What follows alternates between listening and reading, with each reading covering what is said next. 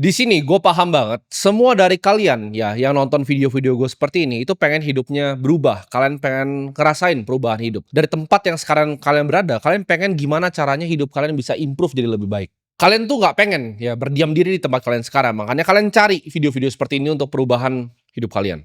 Tapi gue akan bilang di sini ya, dan gue udah bilang di banyak-banyak video gue sebelumnya, bahwa waktu terakhir kalian untuk keluar dari tempat kalian adalah 5 tahun lagi, yaitu di 2030. Jadi ini bakal jadi 5 tahun paling krusial di hidup kalian. Mau kalian percaya gue atau enggak, terserah ya. Tapi gue janji nih, kalau lu abaikan omongan gue hari ini, lu akan mengalami penyesalan seumur lu hidup. Gue adalah orang yang sangat gemar untuk belajar dari yang namanya sejarah, karena gue percaya, mungkin nggak selalu sama. Ya, tapi sejarah itu selalu berulang. Kita mulai dari zaman dulu, ya zaman di mana banyak raja dan banyak budak. Hidup raja seperti apa? Ya banyak cewek, dia punya influence, dia punya power, dia punya banyak uang. Budak itu ngapain ya jadi budak. Zaman dulu, kalau misalnya lu jadi seorang budak, itu sulit sekali untuk kalian naik kasta untuk bisa jadi royalty atau jadi raja. Hampir tidak mungkin. Karena dari garis darahnya sudah jadi budak.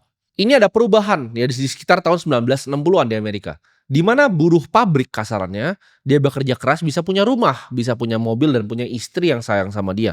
Itu 1960. Tapi kalau kita balik nih ke zaman raja dan budak, itu hampir nggak mungkin untuk bisa naik seperti itu. Dan zaman sekarang sepertinya sudah mirip balik ke zaman raja dan budak ya. Jadi di dunia ini ada raja dan ada budak-budaknya. Budak itu zaman dulu tidak pernah mungkin bisa naik kecuali ada satu hal. Itu bukan mindset, bukan skill, bukan apapun, tapi chaos atau kekacauan. Karena di dalam sebuah chaos ya atau kekacauan yang terjadi di dunia, itu sebagai tangga untuk lu bisa naik ke atas. Lu pegang omongan gue ini. Semua kekacauan itu adalah tangga untuk naik ke atas. Contohnya, diri gue sendiri ya. Kalau tidak pernah ada kekacauan yang terjadi di dunia dan gue nggak ngeliat itu secara objektif, tahun 2020 ya, di saat orang teriak-teriak pandemi yang terjadi 100 tahun sekali, itu adalah kekacauan, itu adalah riset. Di mana orang yang punya restoran yang dulunya kaya bisa langsung jadi miskin dalam 3 bulan kalau mereka nggak kelola uangnya dengan baik. Dan banyak sekali terjadi loh. Restoran, toko retail tuh banyak sekali yang bangkrut dan tutup. Yang tadinya itu perusahaan bapaknya 30 tahun hidupnya udah nyaman, anaknya naik BMW, kuliah, tiba-tiba jadi miskin. Itu banyak sekali. 2020. Kekacauan itu adalah tangga untuk gua. Untuk gua melihat apa? Gua melihat kesempatan untuk beli saham-saham bank yang terdiskon. Di saat semua orang takut. Di saat gua lihat, oke ini apa yang akan diuntungkan? Perusahaan-perusahaan apa yang diuntungkan dari COVID ini? Gua ambil untung dari sana semuanya. Jadi disitulah tangga gue mulai gue naik tuh anak tangganya. Gue kan dari bawah, gue dari level budak tadinya. Gue bukan raja, gue bukan darah bangsawan, gue bukan anak dari orang kaya. Tapi gue manfaatkan kesempatan itu untuk justru gue bisa jadi kaya. Jadi gue bilang tadi, chaos itu adalah sebuah tangga. Jadi jangan takut ketika gue bilang nanti akan ada gelap, akan ada krisis. Lihat itu sebagai tangga. Gue kasih contoh di Eropa lama ya abad ke-14. Ada wabah yang namanya Black Death di mana 30-60% populasi dari Eropa itu meninggal. Nah, apa yang terjadi setelah itu semua? Ada namanya labor shortage di mana orang itu tidak bisa lagi untuk bekerja. Jadi pekerjaan yang seharusnya dikerjakan oleh 100 orang sekarang dikerjakan oleh 30 orang. Dan uang yang tadinya didapatkan untuk 100 orang sisa 30 orang. 30 orang ini yang tadinya budak-budak ini, tadinya buruh-buruh ini dapat uang yang luar biasa banyak akhirnya. Dan mereka banyak yang naik kelas dari situ. Jadi zaman Black Death itu banyak yang mati tapi banyak yang naik kelas. Buruh-buruh yang bekerja keras di saat orang semua sakit. Mereka yang survive. Mereka yang nggak mau kontak sama orang lain, mereka yang isolasi dirinya itu selamat ya, dan itu mereka jadi orang-orang kaya selanjutnya. Kita lihat sama ya di abad 18 dan 19 di mana terjadinya revolusi industri yang luar biasa. Orang-orang yang tadinya buruh ya itu bisa berinovasi, mereka bisa dengan otak mereka menciptakan sesuatu di revolusi industri, menciptakan mesin kalau mereka pintar secara fisika, matematika. Mereka bisa menciptakan mesin yang membantu umat manusia. Inovasi ini yang tadinya dia buruh, dia pintar ya kan, dia dilahirkan dari keluarga buruh, dia sekolah yang baik, lalu dia bisa berinovasi, dia bikin paten dari inovasi dan dia jadikan pabrik dan apa yang terjadi? Naik kelas. Ya, 18-19. Ada kekacauan di dunia ini, perubahan revolusi industri, banyak sekali berantem, politik dan segala macam. Tangga. .com era ya, tahun 1990 sampai tahun 2000. Di saat semua orang bilang oh internet itu scam, internet itu nggak akan kemana-mana, email akan tetap dikirim pakai surat. Apa yang terjadi? Orang-orang seperti Jeff Bezos, orang-orang seperti Bill Gates itu lahir. Orang-orang seperti Larry Ellison yang bikin Oracle itu tadinya level buruh. Larry Ellison tuh orang tuanya nggak kaya sama sekali. Jeff Bezos tuh mulai Amazon, kalau lu lihat foto zaman dulunya itu dia mulai dari garasinya. Meja aja pakai pintu dia, tapi jadi seperti sekarang. Karena tadi kekacauan, perubahan ya. Perubahan dan kekacauan itu adalah sebuah tangga. Dan nextnya tangga yang lu lihat apa? 2009 ini, ketika terjadinya krisis ekonomi global. Lahirlah Bitcoin yang diciptakan oleh Satoshi ini. Jadi nextnya dari .com, kan revolusi industri udah, .com itu udah, nextnya adalah revolusi digital. Di mana tadinya Web 2 ke Web 3 dari kripto dan juga AI di sini. Kalau lu nggak take part dalam disrupsi ini dalam 5 sampai ya mungkin 6 tahun ke depan, hidup lu akan ketinggalan berantakan. Jadi anggap 5 tahun ini yang gue sebut itu sebagai persiapan lu untuk naik kelas sosial. Karena udah nggak akan ada lagi waktunya. Percaya gue, tidak akan ada lagi waktunya. Ini cuma sekali dalam seumur hidup. Kesempatannya sekali seumur hidup. Kalau Bill Gates waktu itu bikin Microsoft, dia bikinnya sekarang, nggak akan laku. Larry Ellison bikin database seperti Oracle sekarang, dia nggak akan laku. Amazon bikin seperti sekarang juga, dia nggak akan laku. Itu cuma kesempatan sekali seumur hidup. Bahkan gue, kalau lu pikir ya, dengan bisnis sebanyak gue, dengan uang sebanyak gue sekarang, gue tuh selalu mikir setiap hari, apakah gue udah lakukan yang terbaik hari ini? Apakah gue itu udah kerja yang maksimal untuk 5 tahun ke depan, untuk persiapan transisi ini? Dan lu yang masih malas-malasan mikir, nggak ada, gue santai-santai aja. Enggak, ini bukan saatnya untuk santai-santai. Gue setiap hari mikir, apakah gue kurang kerja keras? Ya, apa yang gue bisa lakukan lebih baik? Gue analisa step-stepnya, apakah wise gue taruh uang di sini? Apakah bagus hari ini gue kerjain ini? Apakah kemarin udah gue kerjakan semua yang bisa gue lakukan? Apakah gue perlu tidur 8 jam sehari? Apakah bisa di 7 jam? Apakah dengan 1 jam itu bisa bikin hidup gue lebih efisien dalam bekerja? Itu yang gue pikirin setiap hari. Di saat lu mulai punya yang gue sebut namanya self accountability, lu ngerasa semua di dunia itu salah lu akan jadi manusia yang berbeda. Contoh, karyawan nipu, salah siapa? Salah lu. Tapi kan dia yang nipu. Enggak, lu gak bikin SOP yang bagus, ya. Lu gak punya HRD yang bagus, itu semua salah lu gak punya sistem yang bagus. Kalau ujung-ujungnya dia nipu pun lu yang hire dia kan, lu yang mempekerjakan dia, itu salah lu dalam ngeliat orang berarti. Di saat lu selalu nyalain diri sendiri, main catur, oke, lu replay, salahnya di mana? Even lu menang pun lu replay lagi, salahnya di mana? Itu cara lu cepet untuk jago main catur. Sama, lu main game pun sama. Di saat gue dulu main game namanya League of Legends, itu yang di copy sama Mobile Legends sampah itu. Setiap kali gue main, itu gue nonton replaynya. Mau gue menang atau gue kalah. Pasti ada hal yang gue bisa lakukan sedikit lebih baik. Gue gak pernah nyalain, timnya cupu, ini cupu. Enggak. Gue salahin diri gue bisa lebih baik di mana. Makanya gue jadi tambah jago terus. Karena gue melakukan yang namanya self accountability. Gue cuma salahin diri gue. Gue miskin ya salah gue. Ya, jangan salahin pemerintah, jangan salahin orang lain. Enggak, salah lu doang yang bego. Lu malas, bego, dan arogan, selesai. Oke bu, lu bodoh. Gimana cara gak bodoh? Belajar, ya kan? Malas, gimana cara gak malas? Ya atau lu mau tunggu lu jadi sampah dulu 2030 baru lu keluar dari kemalasan lu. Ya kalau arogan ini udah susah nih diobatin, udah gak ada obatnya. Jadi lu kalau bisa lihat dunia ini dengan lensa yang berbeda, bahwa semua yang terjadi di dalam muka bumi ini, di bawah matahari ini adalah salah lu akan jadi manusia yang superior dibanding manusia yang lain. Karena manusia yang lain itu semua selalu cuma nyalain keadaan. Oh karena gua di sini, oh gua karena kurang hoki gua lahir di sini, oh karena gua nggak bisa begini, gua nggak bisa begitu, oh karena dia nipu gua. Semuanya alasan. Gua tahu satu pun dari kalian ya, 1,7 juta yang ada di channel gue ini tidak ada yang kerja keras lebih dari gue, tapi gue lebih ketakutan, percaya nggak, dibanding kalian semua. Gue lebih ketakutan akan 2030 ini dibanding kalian semua, karena ini gue tahu ini kesempatan sekali dalam 100 tahun. Ini bukan dekade, ya ini sekali dalam 100 tahun. Dan lu pecundang di balik layar sana, ya lu cuma mikir, weekend ini apakah Sabtu dan Minggu ini waktunya gue untuk time off, ya. Apakah gue untuk chill day, santai, ya mau hari yang santai, nggak ada, ya. Gue kasih tau lu, untuk orang seperti gue ya, mikirin waktu santai adalah hal paling stres yang gue bisa lakukan. Kenapa? Karena di saat waktu gue santai ya, anggaplah kayak lu suka tidur siang gitu kan, lu main TikTok, scrolling cewek, terus lu tidur siang. Lu tidur siang, lu tuh apa? Lu bayi gitu kan. Bayi 1 tahun 2 tahun tidur siang. Siapa yang tidur siang? Gitu. Lu capek ya kerja gitu. Gue kalau tidur siang mana, gue bahkan gak bisa tidur siang karena gue mikirin apa yang harus gue kerjakan. Gue kalau Tuhan kasih gue untuk bisa gak tidur, gue pun pilih untuk gak tidur. Karena sebelum tidur pun yang gue pikirin adalah apa yang bisa gue kerjain ya, apa yang bisa gue kerjain lebih baik. Karena ini yang gue pikirin 2030 ini akan terjadi hal yang luar biasa gitu. Kalau gue gak persiapkan dengan baik, gue gak bekerja sekuat tenaga, gue 10 tahun kerja, 1 hari pun skip itu gak ada. 1 hari pun mau lu bilang gue, lu harus gak pernah ada 1 hari dimana gue skip gak kerja. Untuk lu survive ya, lu jangan kira dunia ini seperti apa yang lu kira ya. Ini beda nih, ada konstruk sosial. Jadi gue bagi manusia ini, ada 2 topeng, ada konstruk sosial, ada binatangnya, ada hewannya. Dunia ini adalah hutan rimba. Antara lu berburu atau lu diburu, antara lu hunt atau lu get hunted. Jadi nggak ada di tengah. Jangan lu campurin nih konstruk sosialnya, orang saling menolong, tolong menolong, ini nggak ada. Ini hutan rimba. Antara gua buru lu atau lu buru gua. That's it. That's what happening. Banyak yang masih bingung. Oke, gue udah tahu nih 2030 gini, 5 tahun persiapan gue apa? Gue udah bilang berkali-kali, ya kan? Ini gue persimpel lagi. Fokus di 2 hal. 1 fokus di kripto, kedua fokus di AI. Lu fokus di sini, hidup lu akan selamat. Lu nggak fokus di sini, lu akan digantikan sama 2 ini. Ini yang akan jadi tangganya gitu. Kripto ini akan jadi tangganya untuk lu nanti naik ketika hal-hal terjadi yang jelek itu datang di dunia ini. Tapi masih ada lu semua ya, dengan kehidupan lu yang miskinnya, yang masih tinggal sama mak lu di umur 40 tahun itu.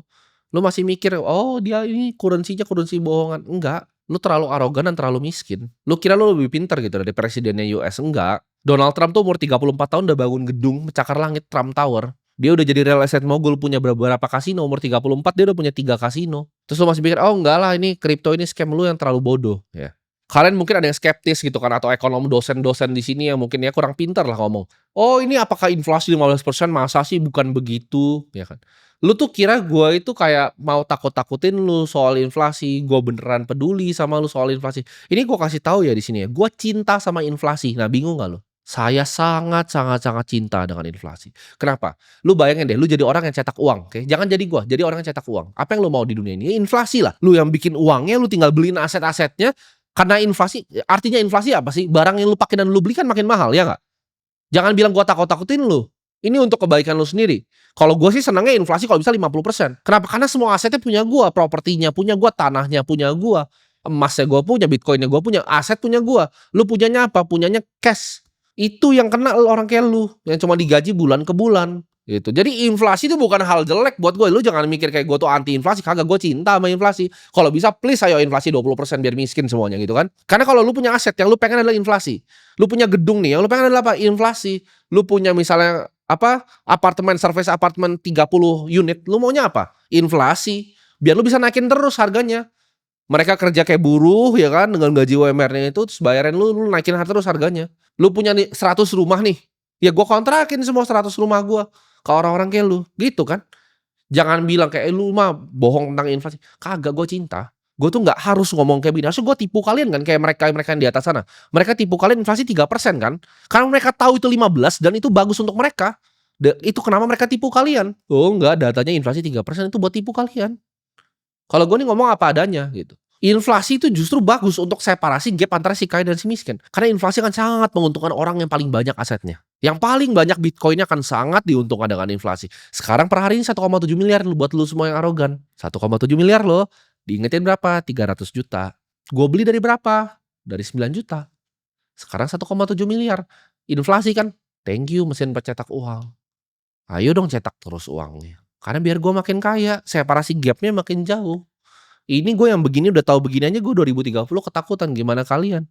Gue cukup kasih tahu, oke kalau inflasi ada aset apa sih yang bisa tahan di muka bumi ini cuman 2 bos. Saham tuh bisa dibikin ulang, orang gue punya gue emiten nih, gue bisa right issue, gue repo, gue nggak guna, saham tuh nggak guna. Lu cuman memperkaya yang punya sahamnya. Bandar saham tuh nggak ada, nggak eksis. Bandar saham tuh owner sahamnya sendiri. Kenapa gue tahu? Ya gue kenal semuanya, owner emiten. Gue tahu caranya bekerja gimana. Gue sebagai CFO nih, gue punya fiduciary duty ketika lu beli saham gue bajak untuk gue right issue lagi sahamnya nanti untuk gue kembangin perusahaan gue. Gue tinggal cetak lagi nanti sahamnya. Saham tuh bisa dicetak lagi sama persis kayak fiat, gak ada bedanya.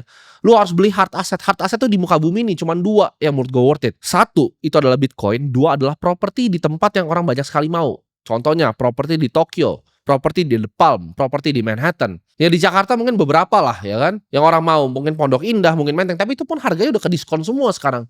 Orang udah nggak semau itu beli rumah di Pondok Indah. Gue kemarin agentnya tawarin gue terus, "Nih BU bang, 120M lu mau nggak ambil 80M kali ini mau cerai." Gue ini BU semua gitu. Jadi opsinya mana kalau di sini? Mungkin di Bali, certain tanah yang di Canggu itu mungkin oke. Tapi kan lu tidak punya akses seperti itu. Lu cuma bisanya beli Bitcoin. Ya beli itu kan udah gue kasih 2 nih, Bitcoin atau properti langka. Dan gue tahu orang-orang yang nonton sini 1,7 juta yang mungkin bisa beli properti langka itu paling cuma 10. Cuman 10 dari 1,7 juta yang nonton ini channel gue.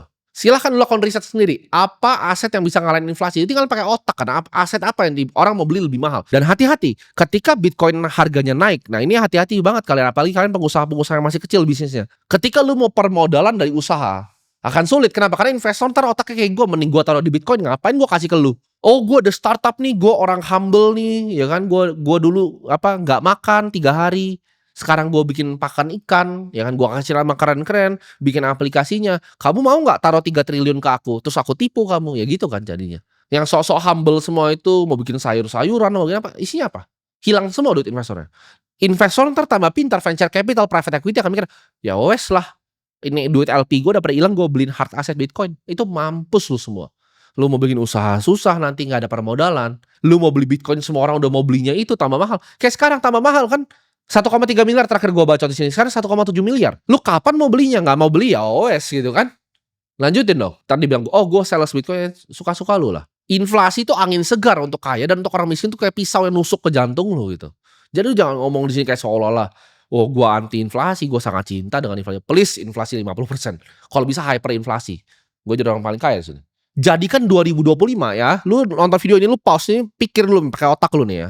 Jadikan tahun 2025 nih, tahun di mana lu ingat seumur hidup. Kenapa? Karena kalau lu nggak mainnya tahun ini ya, lu nggak ambil kesempatan satu dalam 100 tahun ini, ya dalam beberapa generasi gue sebutin tadi, Industrial Revolution. Itu 100 tahun, Bos.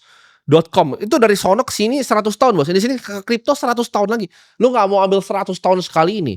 Nanti ini gue sumpah ya, itu cucu lu ya kan, lu punya anak nih, ya anak lu punya anak, cucu lu akan tanya nih ke emaknya, "Mah kok kakek kita waktu itu pas lagi Bitcoin masih 1,7 miliar kok dia nggak mau beli ya?" Anak lu sendiri, emak dari cucu lu tuh kan ngomong seperti ini, "Iya nak, ini dulu kakek kamu tuh bodoh," gitu. Jadi ada orang namanya Timothy, dia sekarang udah punya itu nak, yang kamu lihat tuh di atas sana itu, yang di luar angkasa itu. Itu kapalnya dia. Nah, kakek kamu bilang yang punya kapal itu sales Bitcoin gitu. Jadi kakek kamu nggak percaya sama Bitcoin, dia skeptis. Nah, itu tuh. Udah di atas langit tuh dia. Jangan jadi itu. Lu inget-inget ya di 2025 nih. Entar lu replay ulang kalau itu udah kejadian, gue udah punya kapal untuk space exploration gue di atas langit tuh. Kelihatan dari bumi. Nah, lu bakal baru sadar gitu seberapa bodohnya gitu loh. Jangan jadi kakek yang itu, kasihan nanti. Lu punya sekali kesempatan dalam seumur hidup untuk ngubah satu generasi keluarga lu. Cuman lu entar anak lu, cucu lu makan kecoa, "Mah kenapa sih kakek goblok nggak beli Bitcoin?" Kakek goblok, bilang Timothy sales Bitcoin waktu itu. Gua kan dokumentasiin terus di sini, biar lu yang goblok makin panas gitu kan. Lu berdoa kan, please ada cara yang gampang, nggak ada cara gampang. Lu kerja keras ya, lu beli Bitcoin yang banyak, lu belajarin tentang kripto dan AI, nggak ada cara yang gampang. Gua kasih tahu sini, 2030 itu akan terjadi hyperinflasi di banyak negara. Banyaknya negara akan jadi seperti Venezuela. Karena gua udah prediksi di Argentina peso dari zaman dulu gua, 2 tahun lalu sampai sekarang itu persis prediksi gua.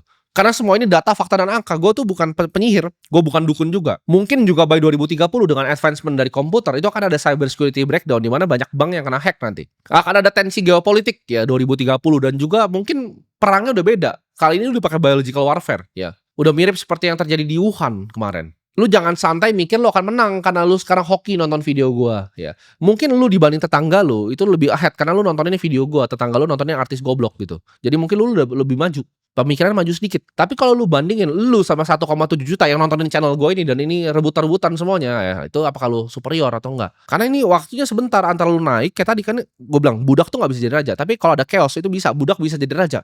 Ada perang nih, ya benteng yang lu diserang, lu jadi yang paling berani, lu tusuk-tusukin semua orang, lu jadi kesatria, lu bisa naik kasta. Itu cara cuman satu, buat lu diserang dulu sama orang. Atau lu nyerang orang, lu jadi kesatria gitu kan. Gak ada cara di tengah, gak bisa lu cuman duduk-duduk, ngarit-ngarit padi, terus jadi kaya, gak bisa, gak ada. Lu butuh uangnya sekarang, bukan nanti ya. Belajarnya sekarang. Gue kalau jadi lu, gue akan bakar semua uang gue untuk edukasi, untuk gue belajar. Gue gak ngerti, gue bakar semua uang gue untuk ngerti tentang AI. Gue gak ngerti kripto, gue akan bakar semua uang gue untuk ngerti tentang kripto. Ya.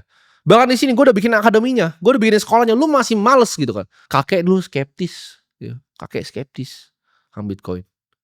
Karena nggak mau belajar di sekolahnya Timothy. Itu sekarang tuh kapal Timothy di atas. Jangan begitu lu nanti. Sedih nanti. Kalian bayangin hidup ini boxing gitu kan. Lu lawan orang yang besar, gede ya. Dia bisa nonjok lu dengan berbagai macam cara. Tapi lu punya satu tonjokan yang lu selalu tonjok dia pakai cara ini, dia pasti mati. Lu mau tau gak di hidup ini apa tonjokan itu? Jadi orang kaya. Gue setiap kali dapat masalah datang di hidup gue selalu bersyukur. Untung ya Tuhan gue kaya gitu. Masalah apapun yang terjadi. Ya, dari yang simple kayak misalnya pesawat delay. Oh delay, ya wes lah kita charter private jet. Untung gua kaya. Itu, hidup ini pokoknya lu ada masalah apapun. Satu yang bisa fix itu adalah kalau lu jadi orang kaya. Fokus ya selama 365 hari ke depan. Ya, dari hari ini. Fokus. Cari uang sebanyak-banyaknya, pelajarin tentang kripto sedalam-dalamnya, beli Bitcoin sebanyak-banyaknya dan selamatkan keluarga lu dari hyperinflasi. Jangan mau ya jadi orang yang nanti cucu lu lihat lu sebagai kakek lu, bahkan anak lu sendiri ngeliat lu tuh malu. Ya punya bapak kayak lu.